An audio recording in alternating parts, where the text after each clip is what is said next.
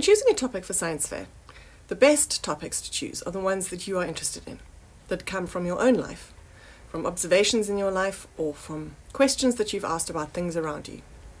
For example, I've noticed in the last few months that the number of slugs in my garden is much higher than in previous years. And that got me to thinking, why are there more slugs this year?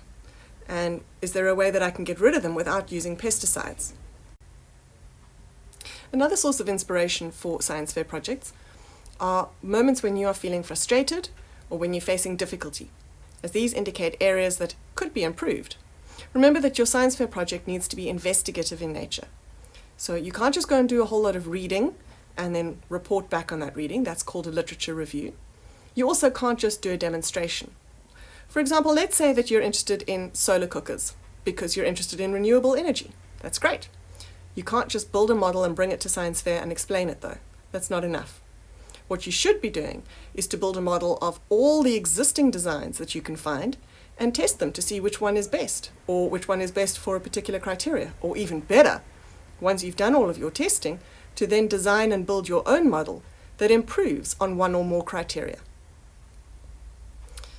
So an example of this is a young man who submitted a project to Google Science Fair. He was living in a township where there was no sanitation, and he noticed that many of the children didn't have shoes. That's because their parents were too poor. And so these children were traipsing through sewerage-filled mud, and he was pretty frustrated by that. And so he decided to try and fix the problem. And so he tried to design, and was successful in designing, a shoe made from rubber, comes from tires or any other source of rubber.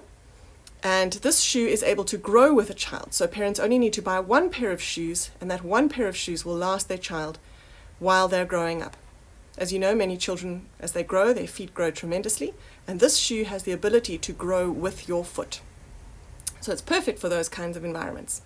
Is there a problem like that where you live that you might be able to solve? When thinking about a topic for science fair, remember to be realistic. For example, you're not going to be able to solve global warming, so don't even go there. You have 3 months in which to do this project, and you need to have something at the end of the 3 months. You also have a budget, so you need to talk to your parents, think about your pocket money. How much money are you willing to spend on this? Because if you require specialist equipment, or specialist testing, or something like that, those things all cost money. So be realistic when you are thinking about what topic to choose. Another thing to consider when you're thinking about a topic is that you can't steal somebody else's idea. Many students want to go to one of those science fair websites from America or New Zealand or Australia and just take a project from there. Those sites are great at giving you inspiration, but they're not very good for just taking a project and reusing it. Remember that as teachers we know about those websites and we know what projects are present on those websites. So if you do take one of those projects, we are going to mark you down.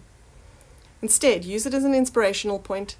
Use it as a sort of springboard to finding your own project. What you could do is take one of those projects and alter something in it. So improve upon it or add a new aspect to it and make it your own in some way.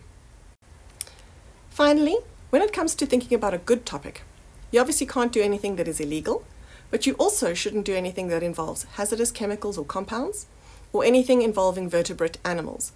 If you want to work with vertebrate animals, or if you want to do something with human beings, you need special permission from your mentor to be able to do that, and you will need somebody who is a specialist in that field, or a professional in that field, who is willing to supervise your project.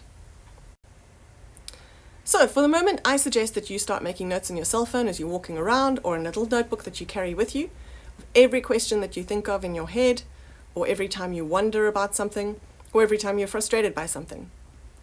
So to recap, your project should be something from your life. It should be investigative in nature.